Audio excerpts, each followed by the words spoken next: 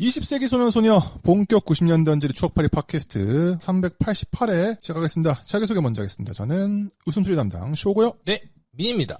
네, 사카린입니다. 네, 세 명이서 아마도 3부작으로 예상하고 있습니다. 추억의 발라드와 소년소녀 한번 진행을 해볼까 합니다. 우리 지난번에 작년이었죠? 트로트와 소년소녀 했던 것처럼 비슷하게 할 거니까는 여러분들 추억의 발라드, 여러분이 생각하시는 추억의 발라드 있으면은 많이 남겨주시면 좋을 것 같고요.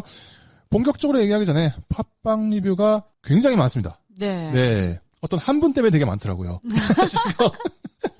네, 읽도록 하겠습니다. 10918580님께서 이건 이제 군대 얘기입니다. 제가 군 시절에는 위문 열차가 오면 공연 전에 동네 나이트클럽 스트립 댄스가 와서 공연했던 기억이 납니다. 그 당시에는 코요테가 왔던 기억이 납니다. 라고 하시고 또 바로 위에 군대 시절에 지방 출신 고참이 많아서 서울 출신이라고 뺀질이라고 갈궜던 기억이 납니다. 투표는 군대 가서 처음으로 대통령 선거를 했는데 전방 산 위에 있어서 교회에서 투표함 설치해놓고 투표했던 기억이 납니다. 라고 하셨습니다. 감사합니다. 네, 저도 서울 사람이라고 되게 맞고 그랬던 기억이 나네요. 약간 서울 뺀질이, 서울 깍쟁이. 네. 그냥 서울 사람이라는 것만으로. 굳이, 그냥 생긴 게 마음에 안 든다. 그렇죠. 눈빛이 마음에 안 든다. 목소리가 마음에 안 든다. 별별 이유를 가지고 사람을 괴롭힐 수 있죠, 사실은. 그렇죠. 네. 마음에 드는 경우는 어떤 거죠? 없죠? 마음에 드는 경우는. 없죠. 뭐가 있을까요? 마음에 든다는 것 자체가 사실 어려운 얘기 아닐까요? 사람한테 마음에 드는 게 얼마나 어려운데 사카린 씨도 저 싫어하잖아요. 정답. 그러니까. 네. 군대는 그런 곳이라는 거죠. 감사합니다. 노가다 김반장님께서 쭈누나 나 죽어 하트라고. 네. 쭈님은 이렇게 본인이 인기가 많다는 거 알고 계시던가요? 네, 알고 계십니다. 같이 쿵푸 팬더도 보셨다고. 네. 근데 집에서는 그렇게 말씀하셨대요. 더 실제로는 활발한데 방송에서는 굉장히 점잖은 느낌이다. 라고 합니다. 네. 네. 계속 이분 얘기가 나오니까는 일단은 계속 읽겠습니다.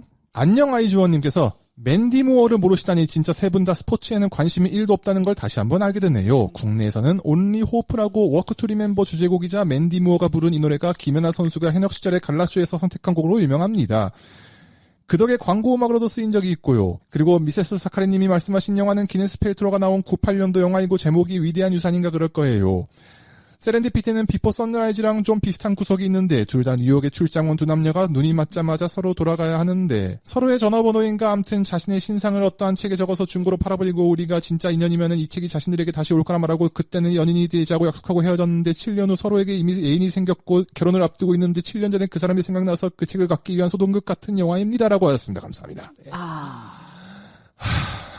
이거 사실 이런 류의 설정인 영화도 꽤 있는 것 같아요. 네, 그러니까 좀 말도 안 되는 조건을 가지고 N년 후에 우리가 만약 땡땡이라면 그때나 연애하자. 이런, 하지만 그때가 되니 서로에게는 연인이 있었고, 점점점. 근데 진정한 사랑은 아니고, 어쩌고저쩌고. 세렌디피티가 이런 내용이었다는 거. 네. 전혀 몰랐어요. 벤디모는 이렇게 봐도 전혀 모르겠다. 심지어, 제가 그래서 이 얘기를 듣고 검색을 해보고 영상도 봤는데 도대체 이 사람이 누구야? 라고. 네, 모를 수도 있죠. 네. 다 취향의 세상 아니겠습니까? 예, 맞습니다. 네. 그런 거 있잖아요. 인터넷 뉴스에 100만 유튜버 아무개씨 했는데 얘가 누구야? 이런 세상이잖아요. 네. 그렇죠. 다 서로의 행성 안에 살고 있습니다. 맞습니다. 하여튼 감사합니다. 라인하르트 폰로앵그람님께서 크크크 저도 사카리님 같은 성격이라 거절 잘 못하고 누가 얘기하면 빨리 못 자르고 민님 같은 짝꿍 있었으면 좋겠네요라고 하셨습니다. 감사합니다. 아니 근데 닉네임하고는 전혀 어울리지 않는 성격 아닙니까? 라인하르트 폰 로엔그람이면 왠지 모르게 강철 갑주를 입고 큰 검을 휘두르며 말도 안 되는 얘기를 하는 사람이 있으면 모가지를 댕겅댕겅 날릴 것 같은 이름인데. 그게 바람인 거죠. 그쵸. 네. 오케이. 이해했습니다. 네. 본인의 욕망이 이제 드러나는 거 아니겠습니까? 네. 네, 하여튼 그런 생각이 좀 들었습니다. 알겠습니다. 하여튼. 왠지 금발 벽 안에 남성이 큰 갑주를 입고 큰 검으로 목을 막 자를 것 같은 그런 이름이셔서. 네. 아무튼 사카린 씨가 이렇고 민 씨가 이러니까는 둘이 같이 사는 게 아닌가라는 생각이 드네요. 그렇죠. 그 대신 저는 되게 좀 멍청하고요. 일반적인 생활 상식이 거의 결여되어 있는 바보 모지리 같은 인간입니다. 서로가 서로를 도우면서. 네. 훈훈하네요. 감사합니다. 노가다 김반장님께서 쭈누나 때문에 저 상사병으로 입원해요 하트라고. 네. 계속 이제 틈틈이 나오니까 네, 기다려주시고요. 타국생활 18년님께서 군대 월드컵판이 생각났는데 저는 2002년 6월 7일 입대해서 훈련소에서 월드컵을 봤습니다. TV로 광화문에서 응원하는 모습 보고 너무 부러웠는데 자대 배치받고 만난 동기가 6월 28일 군번, 6월 초 군번들이 너는 6월 군번 아니고 7월 군번이라고 우겼던 기억이 나네요. 라고 했습니다. 감사합니다. 네. 이 얘기하니까 제가 그때 군대에서 그 얘기를 안 했는데, 제가 입대를 한 군번 자체가 5월 1일이었거든요. 그래서 5월 1일은 4월이랑 같이 쳐줬어요. 아. 그래서 4월 선임들이 이제 진급을 할 때 같이 전입을, 왜 4월 군번을 한 거예요? 그게 1일일 경우에는 그렇게 한대요. 왜 그런지에 대한 뭔가 논리적인 설명은 이게 다였습니다.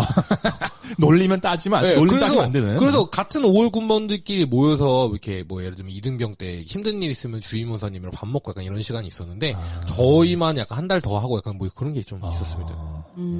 그냥 빠른 생일 같은 거네. 네, 맞아요. 그런 거였습니다. 네. 논리를 따지면 안 되는 곳에 논리를 따져버렸네요. 네. 아무튼 감사합니다.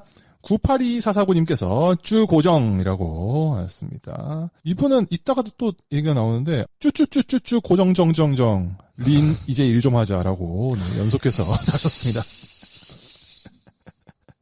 린님은 지금도 일을 열심히 하고 계실 겁니다. 다 일 열심히 하면 사는 거 아니겠습니까? 네. 그리고 귓가에 맴도는님께서 입원하기 전 당일 입원하던 때가 생각나네요. 초1 때쯤이었는데 몸이 너무 안 좋아 병원에 가서 당일 입퇴원 진단받고 링겔 맞아야 했는데 그때 당시 병원에 입원실이 없어서 간호사실에서 링겔 맞고 누워있어야 했어요. 당시 그 병원 간호사실이 약간 방처럼 생겼는데 링겔 다 맞을 때까지 미동도 없이 맞아야 해서 정말 힘들었다가 다 맞고 있을 때 엄마가 와서 당일 퇴원하고 온 기억이 나네요. 참고로 그때 화장실 자유롭게 못 가 더 힘들었던 기억이 나네요. 라고 했습니다. 감사합니다. 아, 진짜. 그쵸, 링겔을 꼽고 있을 때 행동의 부자유, 약간 이런 거는 좀 진짜 힘들죠. 저는 많이 꽂아보질 않아서 잘 모르겠어요.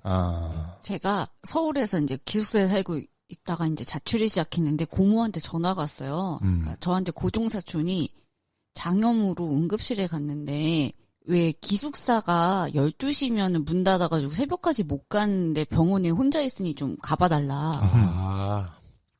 그러고 갔는데 걱정되니까. 일단 장염으로 링겔 맞는 건 응급실의 응급이 아닌 거예요. 장염 정도는 레벨 1 같은 거죠. 네. 그래서 길가에 앉아가지고 맞추고 있었거든요. 그래서 침대를 배정받지 못해서 어머나. 앉아서 링겔을 맞고 있고 어떤 어린 여자애가 팔이 부러져서 왔는데 걔도 응급 중에는 응급이 아닌 거예요. 응급에도 등급이 있다. 그래서 애기 아빠는 엑스레이도 빨리 찍고 뭐 어떻게 뼈를 맞추든지 해줘야 되는데 이렇게 안 봐주냐고 막 소리 지르는데 여기 남들은 죽고 사는데 뼈 부러진 게 문제냐고 간호사 선생님이 혼을 내고 있었겠죠. 대차게 야단을 치고 있고 저희는 더욱더 쫄아가지고 남는 침대 있으면 주실 수 있나요? 막. 그렇죠. 사실 죽고 못 사는 문제가 응급실에 있는데요. 그렇죠. 그래가지고 밤새 링겔을 맞춰서 죽을 사서 걔 새벽에 그 기숙사에 데려다 주고 제가 집에 갔던 생각이 나거든요. 아우, 좋은 사촌이야. 네. 따뜻하네요. 따뜻하네요. 그쵸. 타지에서 생활하면 이런 게 좀 그렇더라고요. 파도 미담이야? 아니요. 역시 이렇게 또 선을 또 이루시네요, 또. 그러니까 이분이 그 링겔 맞았다는 얘기 보니까 그게 생각이 나요. 침대도 배정을 못 받는 그런 상황들이 많더라고요, 살다 보니까. 그렇죠. 그러니까 평상시에도 이런데 약간 그런 국가적 재난 같은 게 일어나면 더 심해지겠죠. 그죠. 네. 여튼 감사합니다. 폭풍 같은 남자님께서 쭈님 고정합시다. 내가 출연료를 주는 건 아니지만 이 채널에 꼭 필요한 분 같네요. 잘 생각해보면 쇼님 너무 좋지만 진행과 웃음소리 담당이고 민님의 높은 텐션은 사크레님이랑 시너지가 좋아서 가끔 모두를 하이톤으로 피로감이 생길 때도 있는데 쭈님 목소리가 중간에 섞이니 오디오가 겹쳐도 화음처럼 들려서 필요하지 않네요. 이래서 퀄리티가 좋아진 느낌이 들었나 봅니다. 쇼님은 같은 외자 이름이기도 하고 쭈님을 빨리 영입 스카우트 하시길 바랍니다. 쭈님 444 사심 가득 담아 바래봅니다라고 하셨습니다. 감사합니다. 네. 아니 내가 뭐라고 스카우트를 해요. 저희가 뭐라고. 맞습니다. 내가 미니진이야 뭐야. 시간 되실 때 나와주시면 감사한 거지. 네. 맞습니다. 그러니까 뭐 저희로서야 뭐 나와주시면 좋죠. 네. 아니 미니진이야 뭐야 해서 이제 확 오는. 여튼 그리고 노가다 김반장님께서도 사카린님 사람들이 뭐야? 쭈님 연호하지만 저의 1픽은 사카린님입니다. 저는 삼성 사카린 파동 때 김두한이 국회에 똥 뿌릴 때도 저는 사카린님 응원했습니다. 사카린님 화이팅이라고 왔습니다. 감사합니다. 그때 안 태어나셨잖아요. 내용이 중요한 게 아니라 거짓말인지 아닌지가 중요한 거네요. 네. 진심이 안 느껴진답니다. 네. T한테 이러면 안 돼요, 여러분. 네, 감사합니다. 아미가르 레스토랑님께서 이게 군대 얘기 같습니다. 하나, 둘, 삼, 넷, 오, 여섯, 칠, 팔, 아홉, 공 전방에 차려포라고 하셨는데 이거는 이게 이제 그 포병이신 분이죠. 그래서 포병 인증이신 네, 거죠? 그래서 요거랑 그 수신호로 손을 하는 게 있어요. 그 1, 뭐 2, 3, 뭐 이렇게 해가지고. 멀리 있으니까. 예, 그게 이제 소리로 차면 안 되거든요. 또 들킬 수도 있잖아요. 그렇죠. 그래서 이제 그거랑 요거랑 이제 같이 외우는 걸 되게 시키는데 그래서 막 예를 들면 똑같은 이제 군번을 외우더라도 이제 군번을 말하는 방식을 요 방식에 맞춰서 외웠는지. 그러니까 예를 들면 뭐 너 군번 뭐야라고 하면은 이제 뭐 땡땡 뭐 이병 뭐 한 다음에 군번 뭐 저거 할 때 그 숫자의 표현을 이제 3이나 이 0으로 표현을 안 하면 이제 바로 엎드려 포차하고 뭐 이런 거죠. 그리고 전방에 차려포는 그렇게 그냥 약간 이런 느낌. 전방에 차려포 뭐 이런 느낌입니다. 소리 내면 안 된다면서. 예, 뭐 졸라 크게 소리 내네요. 뭐 이런 느낌. 이게 셋, 넷 이런 거 헷갈릴 수 있는 걸 이렇게 처리한 거네요. 그러니까 약간 모음을 다르게 맞습니다. 해가지고 하는 게 아닐까. 네. 그래, 이게 그 멀리서 말을 해도 절대 틀리지 않게끔. 예를 들면 그 3 같은 경우에 셋과 넷이 비슷하게 들릴 그러니까, 수 있잖아요. 네. 모음이 같으니까. 맞습니다. 그런 식으로 일부러 구성을 하는 거였습니다. 그러니까 6과 8이 헷갈릴 수 있고. 그 다음에 차렷포는 결국에 그 차렷 열중샷 할 때처럼 모든 어떤 이 행동에 아니 기준이 되는. 그래서 차렷포인 거예요. 그러니까 포를 이제 차렷포를 한다는 건 이제 이 포를 어떻게 운용하는 걸 하는 거에 기본이 시작돼요. 그래서 전방에 차렷포를 하면 뭐 이렇게 뭐 탄약수는 뭘 하고 뭘 해서 이제 어쩌고저쩌고 해서 달려가고 뭐 블라블라블라 뭐. 네. 알겠습니다. 네. 뭐 그런 겁니다. 네. 팟빵 리뷰는 여기까지 하겠습니다. 네. 자, 우리 뭐 2주 만에 만났는데 그동안 재밌는 일이 있었습니까? 재밌는 일 있었잖아요. 얘기해 주세요. 어떤 일이 있으셨나요? 네, 저희 부모님을 이제 장가게 여행을 패키지로 보내드렸어요. 장가게요? 네, 그 중국에. 네네네. 전에 무슨 TV에 나가지고 가고 싶다고 하시지 않았나요? 그건 이제 민씨 부모님이요? 네네. 그렇구나. 그래가지고 이제 여러 여행지가 후보였는데 장가게로 낙점이 됐는데 네. 어저께 비행기를 타고 가셨어요. 이래저래 너무 신경이 쓰이는 거예요. 네. 약간 자식이 있다면 이런 느낌일까 이런 느낌으로 다. 둘이 가신 거예요? 네. 그랬는데 국제전화로 전화가 왔습니다. 아이고. 가이드 경비랑 이런 거를 따로 달러로 줘야 되는데 부족하게 갖고 갔으니 돈을 붙여라 이런 전화가 왔는데 저는 의심이 많지 않습니까? 네. 일단 여행사에 전화를 해서 확인을 하고 이거를 정당한 돈이면 붙이겠다. 그래가지고 이제 민 씨한테 일단 승질을 냈거든요, 제가. 왜냐면 여행 상품을 결제한 사람인데 네. 이런 게 발생한다는 걸 너가 전달받은 게 없냐. 여행 상품을 결제한 사람은 민 씨라는 거죠. 네, 그죠. 그래서 그거를 확인을 했어야 되는 문제 아니냐. 그래서 제가 화를 내고 다시 여행사랑 얘기를 하고 있는데 민 씨는 제가 화내는 이 상황을 빨리 진정시키고 싶어가지고 제가 여행사에 확인하고 있는 차에 돈을 붙였습니다. 왜냐면 사카린 씨는 그 정보도 없는 상태였고 저는 이제 그 전화를 끊자마자 이제 사카린 씨가 아주 지금 이 방송에서 느껴지는 아주 사카린 씨는 착한 사람이지만 화가 나면 정말 무서운 사람이기에 아주 큰 화를 내셔서 극대노 수준의 화를 내셔서 이 일은 빨리 정리를 해야 된다 해서 그 여행 정보에 이제 그 가이드분 번호가 있거든요. 그래서 국제전화 바로 전화를 걸어서 상황을 확인하고 그 다음에 이제 계좌번호를 달라고 한 다음 그다음에 이 사람이 혹시 사기꾼일 수도 있으니까. 그렇죠. 그래서 장모님한테 전화를 좀 바꿔달라고 했어요. 그러니까 장모님이 받으시더라고요. 장모님 받으셔가지고 이제 뭐 어떻게 되셨어요? 그래서 혹시라도 장모님이 더 당황했을 수도 있잖아요. 그러니까 그쵸. 당하지 마시고요. 뭐 그냥 돈 좀 보내면 되죠. 한 다음에 이제 그 계좌번호 받고 그다음에 금액 확인하고 그다음에 일단 붙였어요. 그러고서 장모님이랑 얘기하고 그리고 이제 끊은 다음에 이제 사카린 씨한테 전화를 했더니 사카린 씨가 이제 극대노의 극대노를 한 거죠.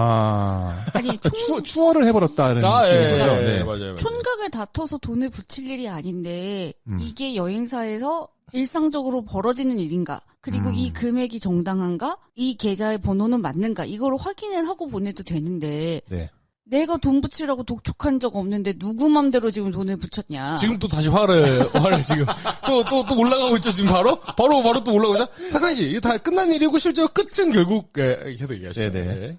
그래서 제가 폭발을 했는데. TMI 진짜 제대로다. 이렇게까지 자세하게 말할 줄 몰랐어요. 그런데 저의 약간 분노 포인트는 그거예요. 이렇게 추가적인 금액이 들어가는 걸 여행사에서 미리 안내를 해줬다면 그걸 가늠을 해서 현금을 환전을 해드렸을 텐데 네. 이렇게 급박하게 누구 계좌번호를 알려주고 돈을 보내라라는 상황이 발생한 거에 대한 그 실망. 왜냐하면 제가 얼마를 환전해 드려야 되냐고 문의를 한번 했었거든요. 근데 그때 제대로 안내를 안 해줬고 그 와중에 민 씨는 확인도 안 됐는데 사카린이 환이니까 난 돈부터 붙여야지. 그러면 문제가 해결되겠지? 라는 그 선택에 대한 분노. 그래서 저는 이제 어제 이제 폭발을 한 거죠. 어저께 일이었어요. 네. 그랬더니 이제 엄마한테 전화해서 엄마 상황은 해결되고 저희가 돈을 붙여주는 일은 맞았어요. 다 끝났어요. 그랬더니 엄마 난 이건 화가 나서 나는 그냥 넘어갈 수가 없다. 엄마 여행은 재밌게 해라. 하지만 지금 클레임을 내면 여행이 즐겁지 않을 수도 있기 때문에 다녀오면 난 반드시 문제제기를 할 것이다. 일단 재밌게 놀아라 하고 이제 전화를 끊었거든요. 네. 그리고 저의 분노는 현재 진행형입니다. 근데 이제 사실 장모님이 그 앞부분을 설명을 다 안 하신 거죠. 그러니까 알고 보니 네. 사실 이것도 사카린 씨가 이게 화낼 포인트는 아니라고 저는 생각하는데 뭐 알아서 하시고 장모님이 냅둔 돈만 보내라고 한 거 자체가 잘못인 거예요. 예를 들면 이 사람이 돈을 보내라고 한 이유가 선택관광이라는 게 있고 선택관광을 다 풀로 다 했을 때의 금액에 본인 가이드비까지 합친 비용을 돈을 보내달라고 한 거예요. 근데 장모님은 이 부분에서 선택관광에 대해서는 예를 들면 장모님을 저희가 이제 미리 할 수도 있고 안 할 수도 있는 건 선택이니까 네. 그래서 결제하시면 되니까 돈을 미리 드렸거든요. 네. 물론 그 돈으로 모자랐다는 거는 뭐 다른 이유. 이건 약간 뭐 분노 포인트긴 한데. 근데 이게 장모님 이 앞부분에서 같이 차를 타신 분들이 그냥 우리 선택관광 한 번에 다 하시죠. 온 김에. 그래서 그 분위기가 되니까 거기서 예를 들면 장모님 장인은 우리는 안 합니다. 라던가. 네. 뭐 이렇게 돼 있었는데 그건 또 안 하시고 분위기에 휩쓸렸구나. 그렇죠. 그리고 또 거기 그 장모님과 장인어른한테 선택관광용으로 비용을 드린 돈이 있잖아요. 그러니까 네. 사실은 아주 엄밀하게 따지면 그 중에 안 할 것도 있고 할 것도 있고 우리 알아서 하겠습니다 하고 가이드비만 드리고 했으면 우리한테 전화할 일도 없는 거예요. 그리고 전화를 하셨다면 그 앞부분 내용을 다 설명해 주셨어야죠. 사카린 씨한테. 근데 아마 그 설명을 안 했으니까 사카린 씨는 대뜸 보이스피싱 아니야? 이렇게 된 거예요. 솔직히 이 모든 일의 끝은. 그래서 사카린 씨 이걸 가지고 화를 낸다고 해도 저는 그러니까 굳이 이 여행사에 잘못이 있다면 이 여행 패키지 안에 가이드비 불포함이로 되어 있는 부분까지 이렇게 합산을 해서 최대 얼마까지는 가져가시는 게 필요할 수도 있습니다에 대한 가이드가 살짝 틀린 정도? 근데 이걸 가지고 이렇게 화낼 일이냐라고 하면 조금 이제 미묘하다. 네. 근데 어쨌거나 피해자는 맞네요. 사카린 씨는. 그죠. 네. 네, 그건 맞아요. 또. 심지어 가만히 있는데 피해를 봤다는 그쵸. 점에서 네, 여행도 본인이 맞아요. 즐기는 여행도 아닌데 맞습니다. 심지어 제가 그래서 일반적으로 부모님이 여행 가시면 얼마를 환전해 드리는 게 좋습니까라고 여행사에 문의까지 해줬는데 그분들이 말씀해주신 금액으로 분명히 줬는데도 모자랐다는 상황이 나오니까 저는 아니 그럼 그때 그 얘기를 해줬어야 되는 거 아니에요? 약간 그런 게 젊은 사람의 숙명인 것 같아요. 그 나이 드신 분들의 그쵸. 그 뭔가 상황 파악 이해가 좀 느리고 그런 것을 피해를 결국은 이제 젊은 사람이 그쵸. 받는 케이스가 있죠. 근데 또 이게 근본적으로는 이제 장모님이나 장인어른이 이런 류의 여행을 또 처음 가보셨고 퀴즈를 안 가봤어요. 그러니까 솔직하게 얘기하면 이 모든 건 그냥 그 처음으로 했을 때 그 비용을 내야 되는 건데 이제 사카린 씨는 이제 뭔가 제가 이 일의 끝에 사카린 씨가 뭐라 그래요? 이 일의 끝에 우리가 예를 들면 작은 손해를 얻을 수도 있다. 뭐 30만 40만 실제 이게 보이스피싱일 수도 있고 근데 이렇게 해서 이거를 우리가 화를 내는 건 의미 없는 일이고 사실은 그냥 뭐 배우는 거고 그 다음에 좀 이런 일이 있을 때 더 잘해야 되고 약간 이렇게 생각을 해야지 이걸 가지고 이제 서로가 화를 내는 건 좀 좋지 않지 않냐. 근데 이게 더 웃긴 건 이전에 이제 저희 아버지가 장가게를 또 가셨단 말이죠. 네네. 근데 그때는 이렇게 묻고 자시고 하지 않고 그냥 대충 검색해보고 그 장모님과 장인어른께 드린 용돈보다 훨씬 더 많은 돈을 과거인데 달러 더 돈의 가치도 높을 때인데 이미 그때 더 많이 드렸던 거예요. 그러니까 그때는 아버지는 아무 문제가 없었던 거죠. 아마 그랬던 게 아닐까라는 생각이 이 일이 끝나고 나서 이 얘기가 들었고 오히려 웃긴 건 상세히 정보를 괜히 여행사에 물음으로써 돈을 더 타이트하게 가져간 게 근본적인 문제고 그냥 아싸리 좀 여유지게 그냥 드릴 걸. 뭐 예를 들면 이런 생각이 좀 카드도 들더라고요. 내고 이렇게 하니까 위험한 세상에 돈을 왜 많이 갖고 가? 현금은 적당량 뭐 이런. 그러니까 이게 결국엔 뭐냐면 10만 원, 20만 원의 손해가 무서워서 이렇게 이렇게 타이트하게 한 게 전체적으로 모두에게 화를 입히는 거거든요. 그쵸. 얘가 전형적으로 조금 손해를 보지 않기 위해서 서로를 괴롭히는 일에 가깝다고 저는 느낌이 들어서 다음부터는 뭔가 이런 일이 있으면 좀 더 이제 좀 품을 좀 마음을 좀 크게 먹고 뭐 예를 들면 가서 옥장팡도 좀 사올 수 있고 예를 들면 차라리 그렇게 하는 게 그러니까 서로한테 좋은 일이 아닌가? 예를 들면 그래 뭐 여행지 사람들도 먹고 살아야지 이런 마인드로 차라리 한 게 난 게 아닌가라는 미친 이렇게 그런 얘기하지만 저는 부모님이 본인들을 위해서 좀 비싼 거 먹고 비싼 거 입고 이런 건 오케이인데 싼 물건을 비싸게 사갖고 오면 저는 화평 날 것 같아요. 근데 그러니까 사카린 씨는 이거 되게 웃긴 건 사카린 씨는 되게 똑똑하고 얕다고 생각하면 실제로 사카린 씨도 겁나 당하면서 인생을 하거든요. 아니 본인이 인생도 그렇게 무슨 뭐 대단히 뭐 안 당하고 사는 사람도 아니면서 장모님 자기들이 안 당하길 바란다는 건 사실 과욕이라는 거죠. 그럼 컨트롤도 안 되는 근데 분들인데. 이해는 하시죠, 저의 이해합니다. 그죠? 네네. 하지만 근데 네. 그 물건을 볼 때마다 내가 얼마나 화병이 나겠어. 그럼 화병을 왜 내? 오히려 그걸 즐거운 추억으로 승화시키는 자세가 필요한 거죠. 힘들게 돈 벌어서 좋은 거 먹고 좋은 거 입으면 좋은데 저 시답지 않은 물건을 비싸게 사오신다? 그럼 난 너무 슬프지. 뭐 장인어른이 산 대부분의 물건은 다 시덥지 않은 물건이잖아요. 뭐 막 그게 대단한 뭐 아니 그러니까 되게 웃긴 게 그 태도로 얼마나 된 적이 없다는 얘기죠. 이제 사카린 씨가 준 용돈으로 그러면 또 문제가 이제 아니 기분이 안 좋고. 본인들도 힘들게 돈 네. 버는데 그 안타까우니까 하는 얘기지. 아니, 뭐 아니 그러면 안타까워하면 되는 거지 화를 내는 거는 좀 방향이 잘못됐다는 생각이 드네요. 네, 제가 이제 그래서 아니 이렇게 예를 들면 이미 전화를 해서 저한테 화를 내고 나서 또 이제 끝에 제가 뭐라면 아니 이게 화를 내서 우리가 도대체 얻는 게 뭐냐. 네. 이런 류의 이제 얘기를. 그리고 뭐 저도 부모님이 계시지만은 네네. 화를 내도 바뀌는 거 전혀 없습니다. 바뀌는 거 없습니다. 네네. 예, 그냥 본인들의 행복을 바라야죠. 근데 더 웃긴 건 이 모든 상황에서 저희 둘은 막 화내고 어쩌지만 장모님과 장인어른은 정말 행복하게. 사카리나 여기 너무 좋단다. 뭐 밥이 맛있고 뭐 어쩌고 얘기를 사카리 씨한테 전화하는데 사카리 씨 이미 한쪽에 화가 나지만 그렇다고 해서 장모님한테 뭐라고 할 수는 없잖아요. 그쵸. 그러니까 이제 막 그러면서 이제 그 전화 와중에 끊어서 저희 저한테 엄마 한다는 얘기가 야 여기 옛날 영화에 나오는 데처럼 생겼어. 무협 영화에 나온다는 얘기지? 네. 맞아 그런 것처럼 생겼다 산이. 알겠어 엄마 재밌게 놀고 와. 진짜 그래서 사카리 씨한테도 제가 방송 중이지만 바라는 게 화를 컨트롤해야 됩니다. 나이가 먹으면 먹을수록 화를 냈을 때 스스로 데미지가 더 많이 오기 때문에 20대나 30대 때는 화를 좀 내도 몸이 버텨주는데 이제는 나이가 드니까 화를 한번 내면 그날 하루에 에너지가 쏙 다 빨리는 느낌이 들어서 어떤 건지 알 것 같아요. 진짜로 이제는 그 화가 나는 상황에서 제가 예전에 사실 사카린 씨가 신혼 때는 이런 일이 있으면 막 저도 막 화를 막 내고 너는 말이야 뭐라든가 이럴 수 있었는데 이제는 제가 그럴 화가 남지 않았어요. 그래서 이 싸우면서도 제가 끝에 사카린아 너는 화를 그렇게 많이 내면 나는 어떻게 할 수가 없단다. 이렇게 하면 우리가 앞으로 얼마나 더 화를 많이 내야겠니? 나는 이 문제는 사실 예를 들면 몇십만 원 손해를 본다고 해도 난 너가 화를 안 내는 방법을 찾았으면 좋겠단다? 뭐 이런 얘기로. 저는 감정은 일시적이지만 1원 한 푼이라도 손해보는 일은 하지 않아. 이게 정당한지 알아봐야겠어. 라고 했었죠. 근데, 그냥 뭐 중요한 일이 아닐 수 있겠는데 그래서 그 요구한 금액이 얼마 정도였어요? 120만 원 정도? 네. 꽤 크네요. 근데 선택 경비가 50만 원이고 가이드비가 뭐 한 10만 원 뭐 이 정도 되니까 사실은 금액은 다 맞긴 아니, 맞아요. 확인은 해봐야 되는 금액이 그렇죠. 네, 이게, 충분히 의심할 만하죠. 이게 원하시는 게 120불입니까? 120만 원입니까? 이거는 어느 가이드 개인 계좌로 보냅니까? 여행사로 보냅니까? 이게 정당한 루트입니까? 이 정도는 확인을 해야 된다고 생각을 했죠. 하지만 정당한 거였다. 네. 결과적으로. 정당한 거였고 네. 그분은 나쁜 사람이 아니었다. 누가 나쁘대? 누가 안 나쁘대요? 네. 영화로 하기에는 좀 내용이 딸리긴 하지만. 예. 재밌는 내용이었어요. 영화의 초입 정도에 나오면 네네. 한 구다리 정도 되는 네네. 얘기죠. 예. 이러고 이제 거기서 이제 무슨 살인사건에 휘말린다거나 이러면 그러니까. 이제. 야, 예. 120만 원이면 근데 알고 보니까 그 안 돼. 120만 원으로 시작된 살인사건인 거지. 예를 들면. 재밌어지네. 그래도 재밌어지지. 재밌어지네. 그리고 장모님과 장인어른이 알고 보니까 언더커버였던 거고. 아. 막 이러면은 이제, 그럼 우린 속은 거야. 그래서 복수하러 이제 네, 맞아요, 중국으로 맞아요. 네, 가면 되는 거죠. 재밌네. 재밌네요.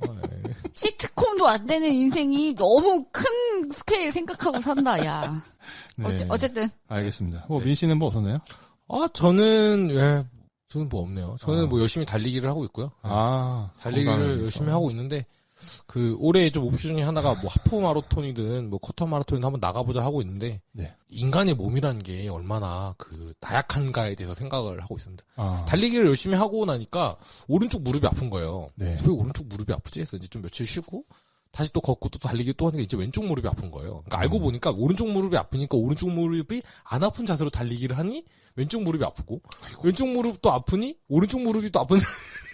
그래서 이거 약간 멍청한 거 아니야? 뭐 이런 생각이 좀 들었습니다. 근데 이제 검색을 해보니까 그런 일이 되게 잦다고 하더라고요. 그래서 다 안 아파지면 또 뛰고, 또 다 안 아파지면 또 뛰고, 이런 과정을 반복하면서 점점 안 아픈 주법 같은 거를 뭐 스스로 찾거나, 뭐 체력이 늘어나거나, 뭐 블라블라, 뭐 이런 형태라고 하더라고요. 그래서 뭐 열심히 달리기를 하고 있습니다. 네. 저는 모든 취미는 결국 장비병으로 이어진다는 걸 민 씨의 러닝으로 알게 되었습니다.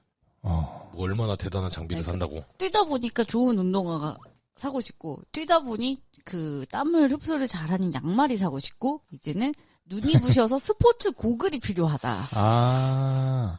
그 연말 편에서도 뭐 신발 샀다고 하지 않았었나요? 네. 네네네. 그랬는데 지금 저한테 생일 선물로 네. 선글라스를 요구하고 있거든요. 스포츠용. 아.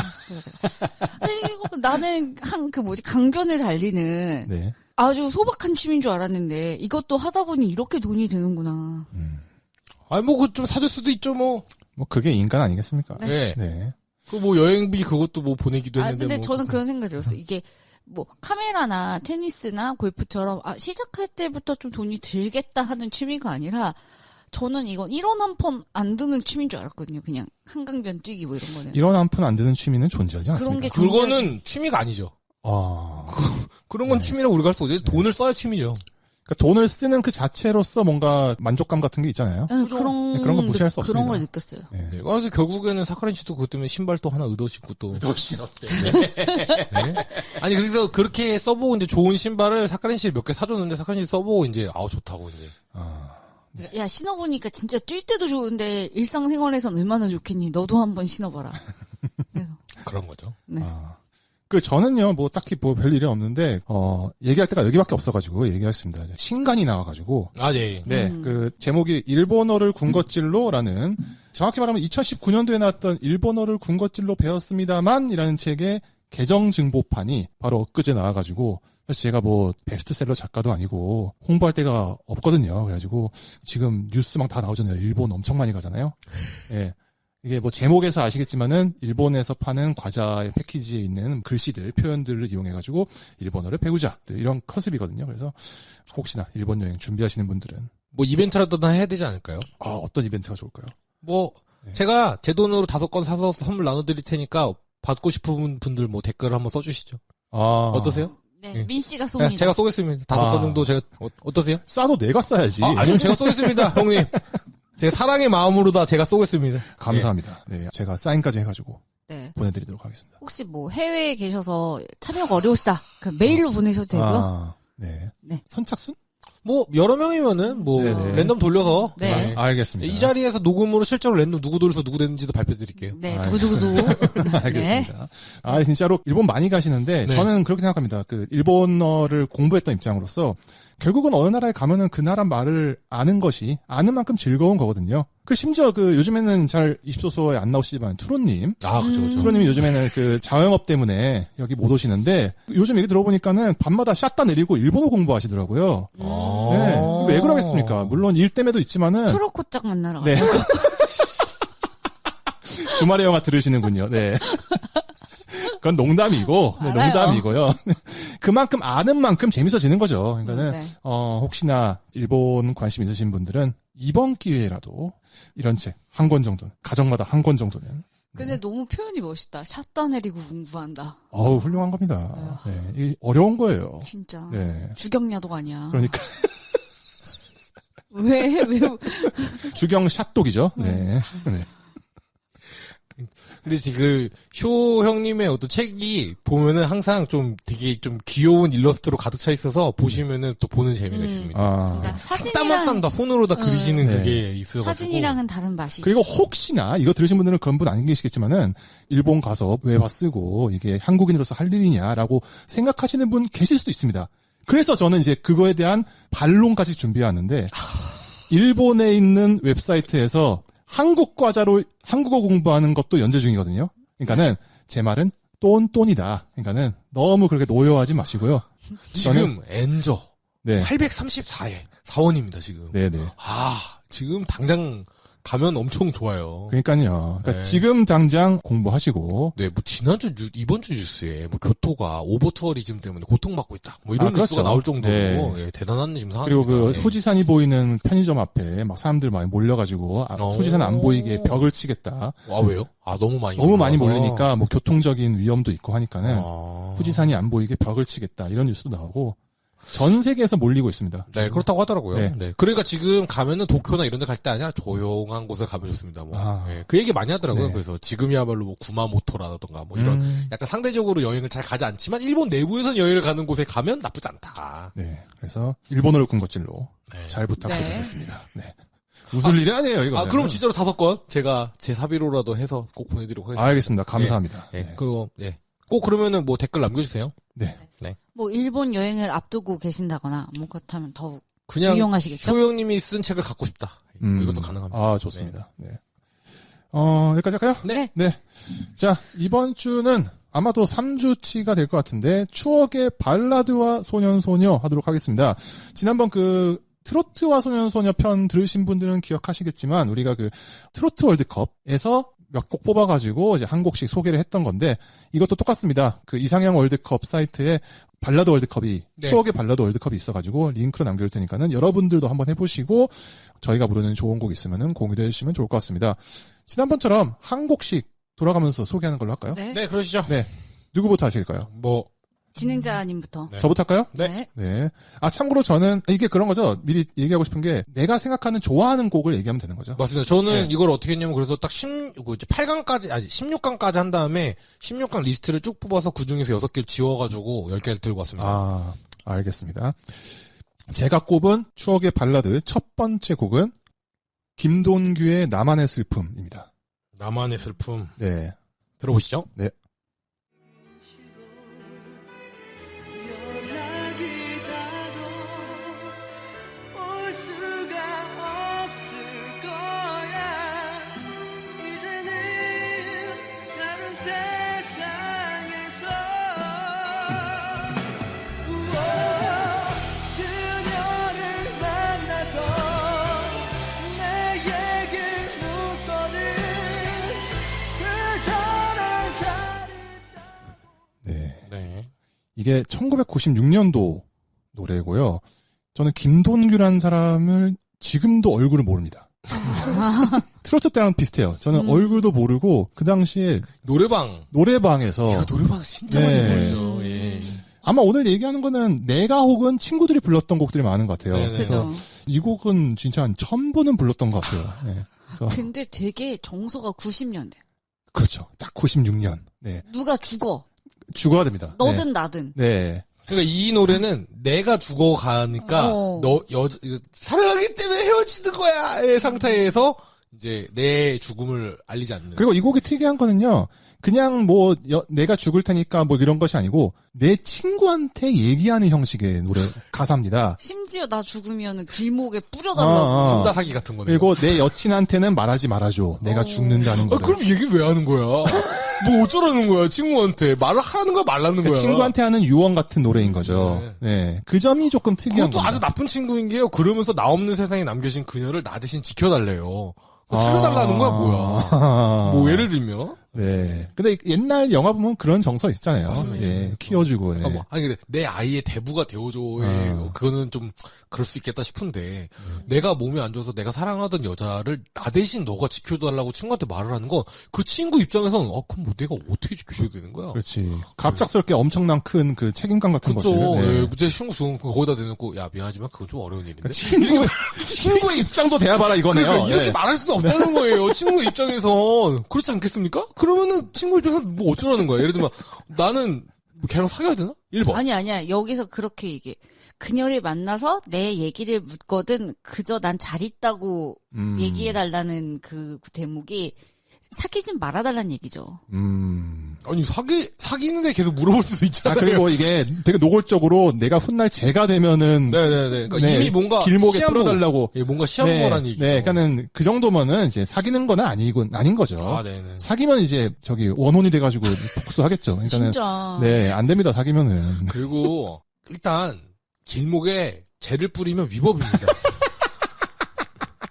일단 우리가 지구를 미래 후손들에게 남기기 위해서 그래야 되지 않겠습니까? 살짝 뿌리는 건 괜찮지 않을까요? 살짝. 아니 네. 완전 위법. 그냥 소금 뿌리듯이. 완전 위법이라서. 드라마에서 왜 강에 뿌리기 네. 이런 거 다 네, 그런 거 안 되죠. 불법이라고. 네, 네. 그거 진짜 큰일 날 일이에요. 큰일 날 일이에요. 여튼 저는 김동규 나만의 슬픔을 첫 번째 곡으로 꼽았습니다. 자, 그 다음에는 사카이 씨 하실래요? 네? 네. 사카이 씨. 저는 브라운 아이즈의 벌써 1년.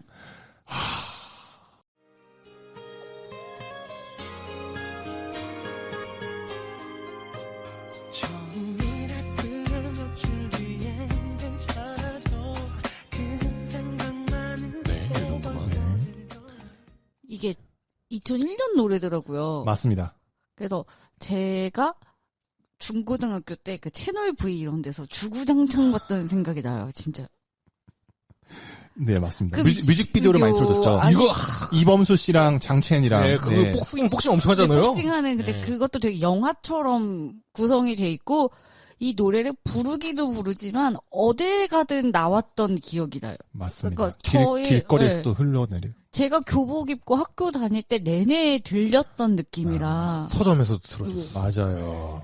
그래서 어디서든 들렸다라는 느낌에서 굉장히 좋고 가사도 되게 좋고 해서 그리고 이런 창법이 그때는 되게 신선했어요.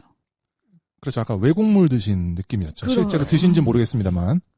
그러니까 나얼 씨랑. 네, 갑자기 확 세련된 이런 풍의 목소리가 없었는데 그리고 절대 얼굴을 안 보여줬어요. 맞아요. 예. 그러다가 그 긴급조치 10고라는 영화에서 얼굴을 보여줬었죠. 아이고. 네, 서세현 씨가 제작했던. 갑자기? 네. 네. 그래가지고 충격이었던. 네. 그래서 저는 이렇게 항상 기억에 남는 그 시절에 저 교복 입고 왔다 갔다 하던 근데 다만 이 노래를 발라드라고 부를 수 있을까? R&B라고 해야 하나. 그러니까 발라드 치고는 조금 템포가 빠르지 않나. 그러니까 이 이상형 월드컵이 누가 봐도 발라드가 아닌 곡도 껴 있으니까는. 그런 거는 애매한- 적당히 좀 쳐내면서 하면 네, 됩니다. 했는데도 불구하고 좀 이건 애매해서 살아남았다. 네네. 뭐 이렇게. 어쨌거나 좋은 곡이니까. 네. 네. 그 이 노래 같은 경우에는 그 예전에 한번 여기다가 랩을 넣은 버전이 좀 화제가 됐던 적이 있거든요. 그래가지고 그 노래로 나중에 그 사실 여기 중간중간마다 적당히 지운 다음에 거기에 랩을 막 넣어서 했는데 그 노래도 되게 많이 돌았었고 그리고 엄청 커버도 많이 되고 되게 유명했던 노래죠. 근데 생각해보면 사랑하는 사이든 연애를 하는 사람의 어떤 기념일이라는 그 날이 돌아올 때마다 그 사람을 추억할 수밖에 없는 상황인 거잖아요. 그러니까 정말 애절하다라는 그 의미를 이제 주는 거죠, 사실은. 그렇죠. 벌써 1년이란 제목이. 네. 근데 사실은 실제 연애를 해보면 한두 회 정도는 실제로 생각이 좀 나긴 나잖아요. 뭐 예를 좀 장기간 연애를 하게 되면 또 기념일을 챙기는 타입의 또 그 연애를 하게 되면은 그 뭐 예를 들면은 어플이든 뭐 이런 뭐 옛날에 그 싸이월드에 있는 디데이 기능이라던가 그런 거에서 내가 생각도 안 하고 있다 그거를 안 지웠는데 뭐 매해 2년 이때 알림 주는 형태로 프로그램 같은 걸 썼던 사람은 갑자기 띠링 하고 뜨면 또 여러 가지 이제 감정이 들게 되는 거죠. 뭐 헤어진 지 1년 됐구나라던가 뭐. 그리고 지금 얘기하는 것 자체가 약간 20세기 말 21세기 초 그 감성이 예, 아니죠. 맞아요. 근데 그게 이제 보통은 헤어지고 났을 때 그 흔적을 지우는 행위까지도 사실은 굉장히 괴로운 일이기 때문에 그거를 지우다 보면 꼭 몇 개씩 놓치게 되는 게 있잖아요. 사실 그런 부분의 어떤 지점을 그 어떤 그 주기 1년 주기 그걸로 좀 더 강하게 좀 잘 만든 것 같아요. 좋은 제목이죠. 네. 네. 네. 그리고 저는 이 노래 처음 들었을 때 브라운 아이즈라는 게 그룹인지 몰랐고 한 명이 다 부르는 줄 알았어요. 그런 느낌이긴 하죠. 근데 나중에 이제 좀 궁금해서 좀 파보고 앨범도 사고 이제 그러면서 아 이게 이제 나얼이라는 사람과 뭐 나윤건이라는 사람 둘이서 하는 뭐 어쩌고저쩌고. 네네. 네. 그리고 뮤직비디오에서 그렇게 땀을 많이 흘립니다. 그러니까 저한테 여름 느낌. 복싱 선수면 뭐겠습니까? 뭐 달리기 하고 주먹질 한 다음에 뭐 젖은 머리로 이제 수건 목에다 두르고 전형적인 그 이미지. 여자가 명 나오지 않았었나요? 예, 그 여자가 김현주. 김현주 씨였어요? 예, 김현주님. 예, 그렇습니다. 네. 자. 좋네요. 네, 저는 김현우님의 여전히 아름다운지. 네. 틀어주세요. 네. 나도 모를 눈물이 흘러 변한 건 없니 날 웃게 했던 이 정도만. 저 이 노래 진짜 좋아하거든요. 지금 노래방에 온 것 같아, 지금. 저 이 노래는 정말 처음에 사실 이게 제 나이 때보다 훨씬 이제 형님들이 좋아하는 노래인데 그렇죠. 이제 그 형들이 들을 때는 그때 이제 그 테이프로 들었었거든요. 어렸을 때. 그때는 그냥 노래 잘한다 이 정도였는데 나중에 이제 나이를 좀 먹고 처음으로 여자친구랑 헤어지고 나서 그러고 나서 이 노래를 딱 들었을 때 확 왔어요. 그러니까 예를 들면은 어떻게 하다 보면 아직도 남아있는 관계 그 사이에 있는 사람들을 통해서 어쩔 수 없이 또 들을 수밖에 없는 그게 있잖아요. 네. 그러니까 그렇게 된 상태에서 이걸 듣는데 이 가사가 너무너무너무 와닿는 거죠. 저도 이 가사 와닿았던 게 이제 예전만큼 웃질 않고 좀 야위었다고. 네. 근데 실제로는 헤어지고 나면 폭식과 폭음을 하게 되거든요. 사실 그 부분에서는 담배 겁나 피고. 네. 담배를 겁나 많이 피고, 예, 그랬었습니다. 좋은 곡이죠. 근데 이게 엄밀히 따지면 토이 곡이죠. 여기서 토이 곡이죠. 네, 토이 네. 곡. 네. 지금은 언급할 수 맞습니다. 맞아요. 없는 그분의. 아까 애매해지긴 네.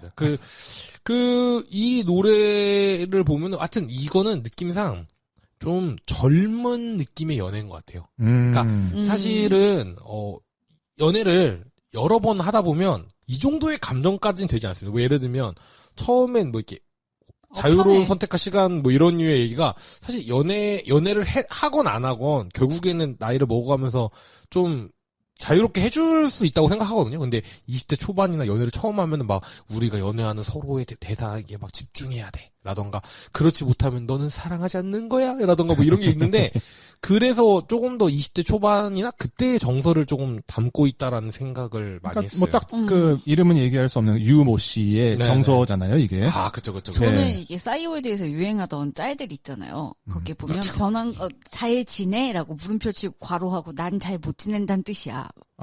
그게 좀 왜요?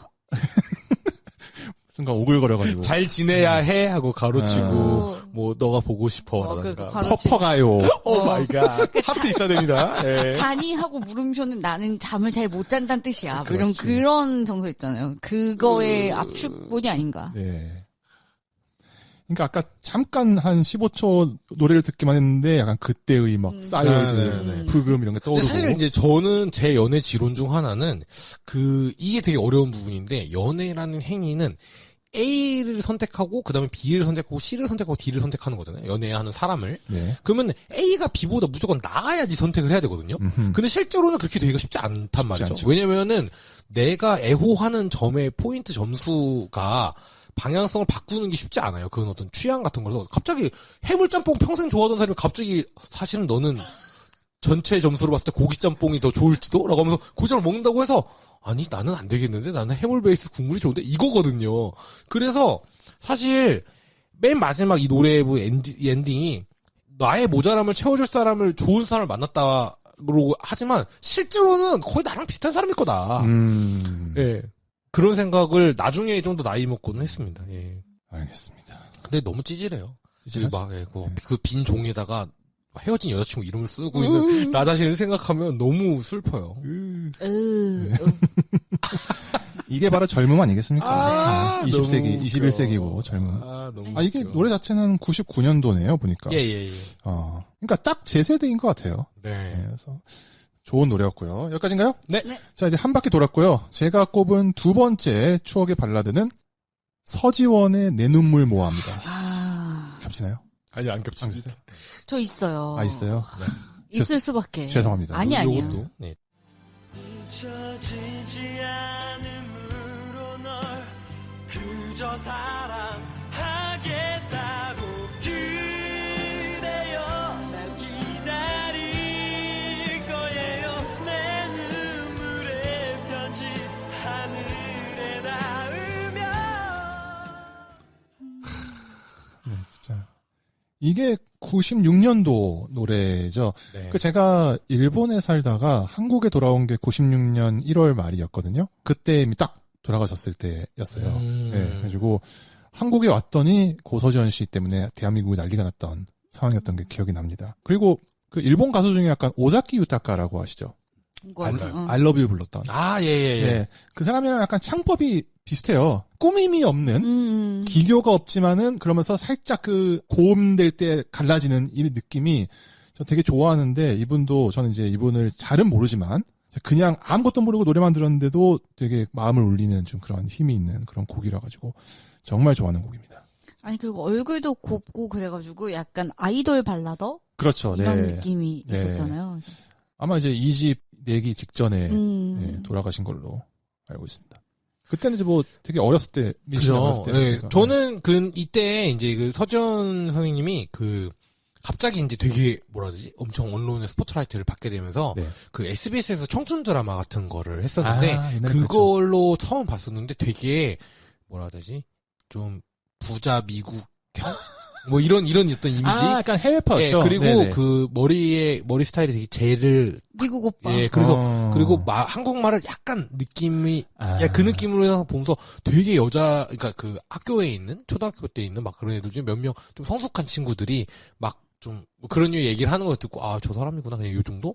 그리고 이 뮤직비디오에 사실 음악의 어떤 가사 이거는 제가 이제 당시 기준으로 좀 이해하기 좀 어려운 정서였는데 오히려 좀 나중에 이제 뭐 그런 거 있잖아요. 뭐 고서지현 씨의 뭐 주기가 몇 축입니다. 뭐 연예계의 몇몇 인사들은 뭐 저저쩌고 하면서 이 얘기가 나오고 사실은 오히려 좀 이 이후에 이 노래는 저는 그 이지훈 선생님의 왜 하늘은 하고 같은 정서라고 생각해요. 이 노래 가사가. 뭐 완벽히 동일한 정서죠. 그치. 네. 그래서 그거를 보면서 좀 이제 그 얘기를 친구가 사실 이 가사는 좀 이거랑 좀 비슷하지 않냐? 이렇게 얘기가 나서 그래? 한번 다시 들어보자 해서 내놓으면 뭐하는 이제 그 당시 형님들이 좋아하는 노래였고 그래서 왜 하는 노래도 너무 좋다 하고 그래서 들어보고 같은 느낌이네 해가지고 이제 그랬던 기억이 있습니다. 뭐 그때는 막 가사상에서 막 죽고 막 이런 거 많았으니까. 시한부 네. 뭐 이런 불치병 이런 게. 막 그 김정민 씨 노래 중에도 그런 거 많았었고. 네. 무한지 막 이런 것들.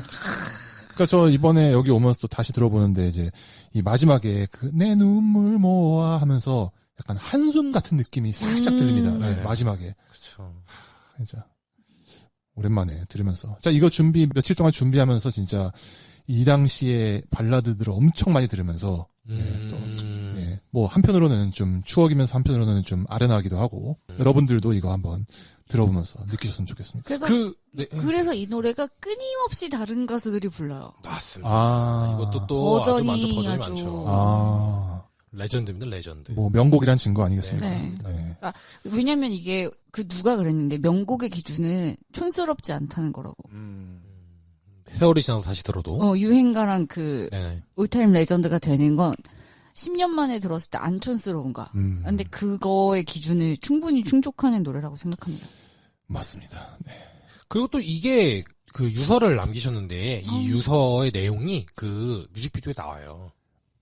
서지현 씨. 네. 그래가지고 그런 부분까지도 사실은 뭐 되게 좀 영원히 좀 회자되고 기억될 사실 나쁘게 설명할 수 있는 방법 근데 그걸 다 떠나서 서지현 씨는 진짜로 되게 레전드가 되었다 인 거죠. 그리고 예민하고 섬세한 사람이었기 그쵸. 때문에 그런 맞아요. 식의 표현도 가능했을 거고. 유서 또 전문이 또 공개가 되면서 그 전문 내용도 막 다 알려지고 이런 것도 사실은. 그러니까 해외파라고 하니까는 갑자기 이름 뭐였죠?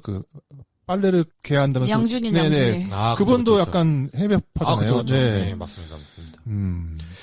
대리가 되네요. 네. 근데 여기서 저는 이 정서에서 좀 되게 처음으로 느꼈던 거 내가 나를 찾으면 너의 곁에 키를 낮춰서 늦겠다는 이 말이 너무 뭐라 해야 되지?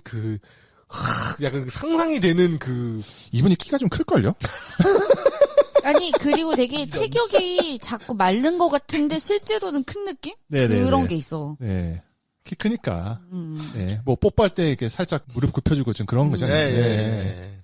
그런 겁니다. 근데 진짜로 만약에 어떤 연애를 했던 사람이나 이런 사람 헤어진 이유가 정말 그 사람이 진짜 말 그대로 죽어서 그렇다고 생각하면 너무 슬픈 것 같아요. 그렇죠. 뭔가 그러니까 이게 뭔가 우리의 어떤 관계에서의 사건이 외부의 요인으로 인해서 벌어졌을 때의 충격은 사실 이게 합리성이나 논리성을 따질 수 없는 류의 문제가 되기 때문에 누구 탓할 수도 없고, 예를 들면. 그렇죠. 예. 뭐, 그렇기 때문에 오히려 좀 더 이 감정이 좀 더 증폭될 수 있는 그 구조를 갖고 있는, 예. 누가 마음을 고쳐먹는다 그래서 해결될 게 아니니까. 그죠. 그리고 마음을 어떻게 고칩니까? 마음은 무슨 기계예요? 뭐, 이게 볼트 뭐 몇 번 쪼이면은 갑자기 사랑하던 감정이 사라지고 그런 것도 아니고요. 예. 왜 그런 거죠. 화를 내세요. 그러니까. 그게 F처럼 말이요. 저 F입니다. 사카린 씨. 사카린 씨가 T잖아요. F니까 F처럼 말하는 F인데 거죠. F처럼 말하지. 자, 사카린 씨. 저는 김현식의 내 사랑 내 곁에. 명곡 너무 많이 나온다. 야, 초반부터. 초반부터. 시간은 멀어 집으로 향해 가는데 약속했던 그대만은 올 줄을 모르고 애써 웃음 지으며 돌아오는 길은 왜 그리 더 낯설고 멀기만 한지. 노래를 쉽게 부르는 것 같아요. 아, 재능이자 축복이죠. 네, 그러니까 노래를 내가 너무 훈련된 발성으로 정확하게 부르는 사람이 있는가 하면 그냥 부르는 대로 부르는데 되게 멋있게 들리는 사람이 있잖아요. 근데 김현식이 저는 그런 케이스라고 생각을 해요. 게다가 뭐라 그래야 되지? 어르신들이랑 LP 풀어 들는 가게에 가면 항상 이 노래를 신청해서 들었던 생각이 나거든요. 그러니까 이게 91년도인가 곡일 거예요. 네. 사카린 씨 거의 4살. 애기 때. 5살. 네. 이거랑 비처럼 음악처럼이랑 사실 이 노래보다는 비처럼 음악처럼이 훨씬 뭐라 해야 되지? 풍부한 느낌이 있긴 하죠. 근데 이게 뭐라 그래, 이렇게 죽음을 앞두고 노래를 부르는데 너무 이렇게 평이하게 이렇게 딱 쉽게 부른 느낌이 저한테 더 많이 와닿아서. 그러니까 저는 이 노래를 어렸을 때 처음 들었을 때는 그러니까 이 아저씨가 왜 노래를 이렇게 하지? 이런 느낌 들었어요. 그쵸. 네네. 근데 이제 뭐 사후에 이제 뭐 이런저런 인터뷰나 토크쇼에서 항상 이제 이 노래가 나오면은 뭐 그 이야기가 나오죠. 그렇죠. 관경배원으로 뭐 건강이 안 좋아지셨는데 마지막 녹음을 뭐 했다 뭐 이런. 그 마지막에 그 비틀거릴 내가 안길 곳은 어디에 이렇게 반복되는 게 있어요. 이렇게. 그 부분에서 항상 이렇게 슬프죠. 그쵸. 네. 그 시간이 멀어진다라는 표현이 너무 멋있지 않아요? 시간은 멀어 집으로 향해 간다라는 게 시간이라는 건 멀어질 수 없거든요, 사실. 시간은 거리가 없는 왜 갑자기 티야? 매체니까. 아니, 갑자기 아인슈타인이세요? 근데 이게 약간 이런 느낌이에요. 사랑하는 사람이랑 같이 시간을 보내고 있으면 시간이 되게 빨리 가잖아요. 그래서 이게 상대적으로 엄청 행복한 시간이 되게 빨라지는데 이게 결국에 헤어져야 된단 말이죠. 그럼 그때 이제 시간이 멀어지는 그 얘기를 하는 거라는 느낌을 들었어요. 그러니까 이것도 이제 사실 제 나이도 너무 옛날 노래니까 처음에 들었을 때는 그랬는데 이제 나이를 먹고 이제 연애도 하고 이러면서 들어보니까 그런 건가 보다. 그러니까 저는 이분에 대한 평가 중에 그 김태원 그 기타리스트 자주 나오시는 분 있잖아요. 네. 그분께서 그러시는 거예요. 노래에서 이 사람이 긴장을 했냐 안 했냐는 왼손을 쓰는 방법에 달려 있다는 거예요. 그러니까 왼손을 어쩔 줄을 모른대요. 오른손으로 마이크를 쥐면 보통의 경우. 그래서 네네. 그 어색함을 참으려고 주머니에 손을 넣거나 막 그런 그 두 손으로 마이크를 잡거나 이런 식의 모션을 하는데 김현식이 노래를 하는 거 보면은 적당히 손을 움직이면서 이렇게 박자를 타고 있대요, 왼손으로. 근데 그게 과하지도 않고 눈에 거슬리지 않을 정도의 모션을 보여준다는 거 봤을 때 저 사람은 무대에서 전혀 떨지 않는구나라는 느낌을 받는다. 천상 가수였다는 거죠. 그래서 네. 무대를 두려워하지 않는 그런 느낌을 받았다 하더라고요. 그래서 참 편하게 노래한다. 라는 차원에서 가져왔습니다. 네. 너무 좋아. 자, 민 씨의 두 번째 곡은 뭡니까? 저는 슬픈 언약식이요. 김정민? 네, 김정민. 틀어주세요. 네. 저도 있었는데. 나를 내게 주려고 난 열지 않아서 내 마음 그 누구에게도